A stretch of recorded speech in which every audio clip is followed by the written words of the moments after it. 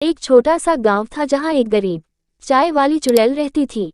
उसका नाम चंदा था। वह दिन भर मेहनत करती थी और लोगों को अपनी स्वादिष्ट चाय परोसती थी। चंदा गरीबी में रहने के बावजूद एक खुशहाल और उदार रहती थी। एक दिन गांव में एक बड़ी सभा हुई जहां सभी ग्रामीण इकट्ठे हुए। एक आदान प्रदान चल रहा था और लोग बहुत खुश दिख रहे थे। चंदा भी उत्साहित होकर उस सभा में जा पहुंची। सभा में एक भगवान का पंडित था जिसका नाम पंडित विश्वास था। उसने सभा को संबोधित किया और लोगों को बताया कि आज की सभा में एक गरीब चाय वाली चुड़ैल भी है जो अपनी मेहनत से लोगों को खुश करती है।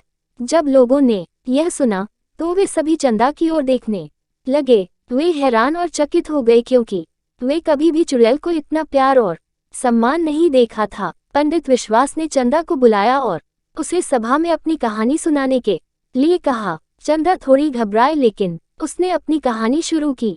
चंदा ने बताया कि वह एक चुड़ैल होने के बावजूद भी एक मानव की तरह जीने की ख्वाहिश रखती है। वह अपने दिल से चाय बनाती है और लोगों को प्यार से सेवा करती है। उसने बताया कि खुश रहने और दूसरों को खुश करने का रहस्य सरलता, उदारता और भावनात्मकता में छिपा होता है। जब चंदा ने अपनी कहानी पूरी की तो सभा में सब लोग उसे धन्यवाद देने और उसकी मेहनत की सराहना करने लगे। पंडित विश्वास ने कहा, चंदा, तुम एक अद्वितीय और प्रेरणादायक व्यक्ति हो। तुम दूसरों को समझने और उनकी मदद करने के लिए एक अद्वितीय दृष्टिकोण रखती हो।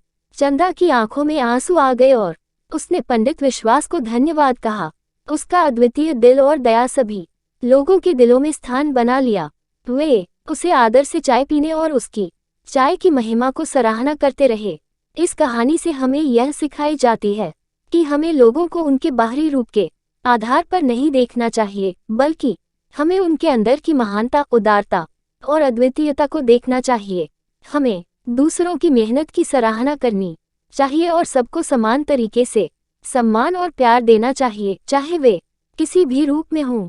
अगर कहानी अच्छी लगी तो लाइक जरूर करना और जो आपके दोस्त डरता नहीं उसे सेंड जरूर करना और ऐसी कहानियां सुनने के लिए हमारे चैनल को सब्सक्राइब जरूर कर लेना ताकि हमारी वीडियो आए तो आपके पास सबसे पहले पहुंच जाए।